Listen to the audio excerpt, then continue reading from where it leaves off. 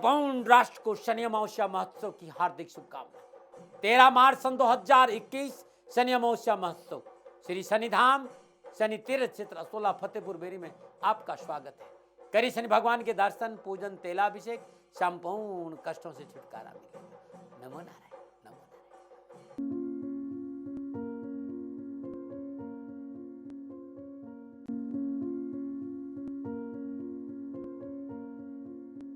नमो नारायण। जय गौ माता, वंदे मातरम, मां भारती को प्रणाम। और पुनः हृदय से जरा इन आंखों में देखिए, ओम शम शनिश्चराय नमः।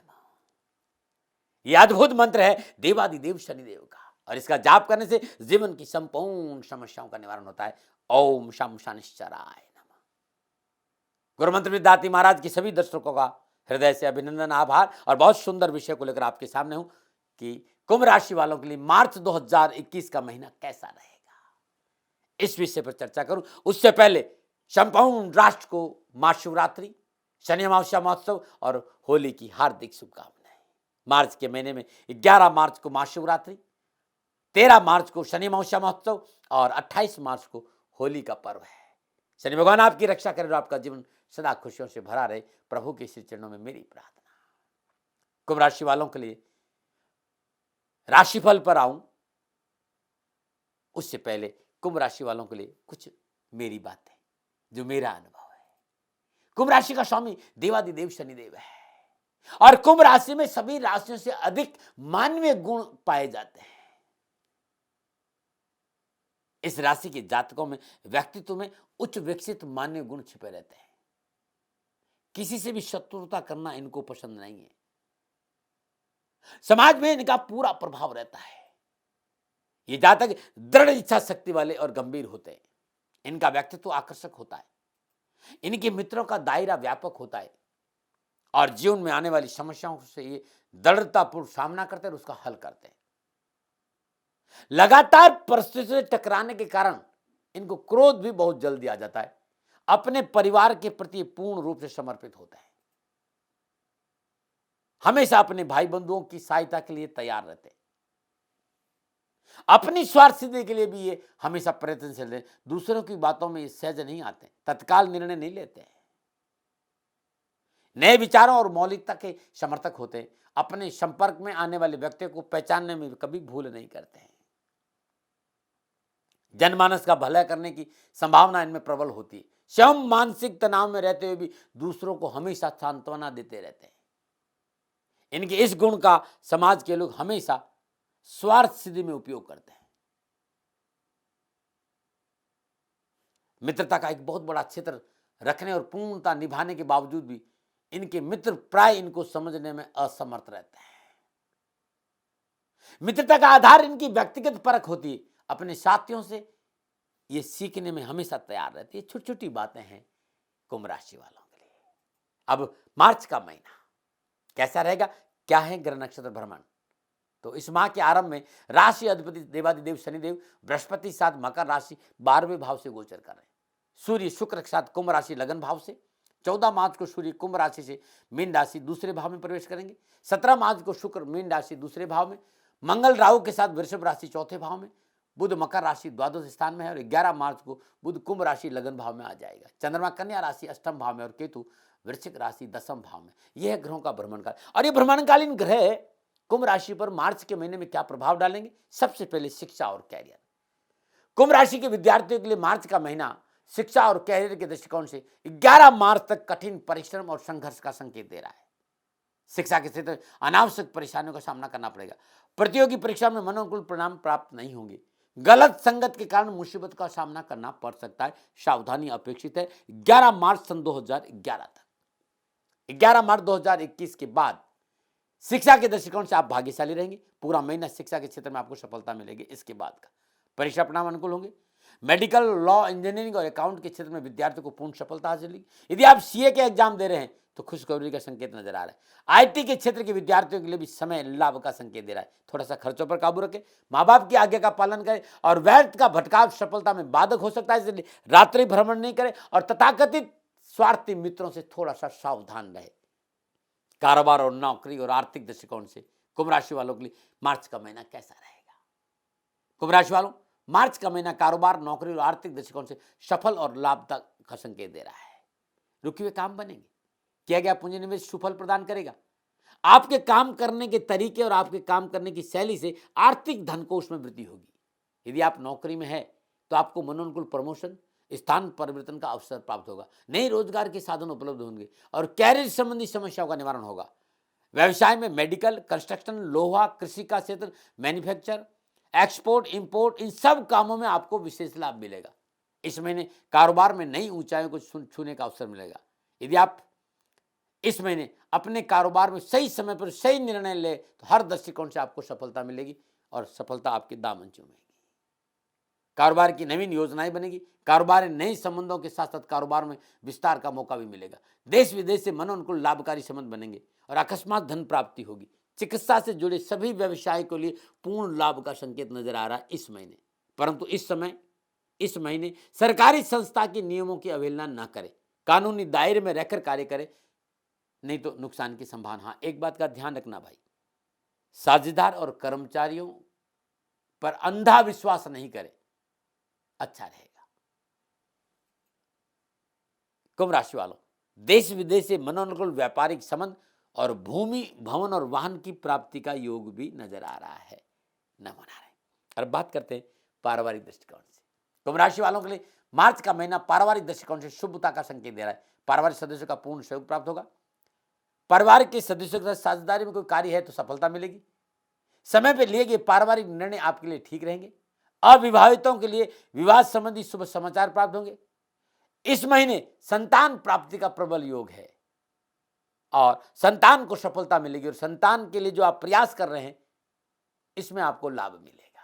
परंतु एक बात का ध्यान देना होगा, इस महीने अत्यधिक आत्मविश्वास से बचना होगा। साथ ही अपने भावों में बहकर निर्णय लिया तो पारिवारिक समस्याओं का संकेत नजर आ रहा है। बहुत जरूरी है स्वविवेक से कार्य करें, कानों के कच्चे नहीं रहे, सुनी सुनाई बातों पर विश्वास नहीं करें। भाइयों, रिश्तेदार और पारिवारिक सदस्यों के विरुद्ध कोई आपके कान भर सकता है। आपको ऐसी अवस्था में आपको अपने विवेक से काम करना है, सुनी सुनाई बातों पर ध्यान नहीं देना है। वैसे पारिवारिक जीवन खुशियों से भरा रहेगा। दाम्पत्य सुख में वृद्धि होगी। परिवार में किसी सदस्य की सफलता के कारण पूरे परिवार का वातावरण खुशियों से भरा रहेगा। इस महीने बहुत सी मनो आवश्यकताओं की पूर्ति होगी और कोई शुभ समाचार भी मिलेगा। नमो नारायण। अब बात करते कुंभ राशि वालों के लिए स्वास्थ्य का दृष्टिकोण। कुंभ राशि वालों, मार्च का महीना स्वास्थ्य के दृष्टिकोण से अनुकूलता का संकेत नहीं दे रहा है। अनावश्यक स्वास्थ्य संबंधी परेशानियों का सामना करना पड़ सकता है। सर्दी, जुकाम, खांसी, सिरदर्द, माइग्रेन, डिप्रेशन जैसी बीमारियां से बचना होगा और तुरंत चिकित्सा का सहारा लेना पड़ेगा। थोड़ा सा चिकित्सा खर्च बढ़ सकता है। खान पान में सुधार करें, प्रकृति से जुड़ने का प्रयास करें।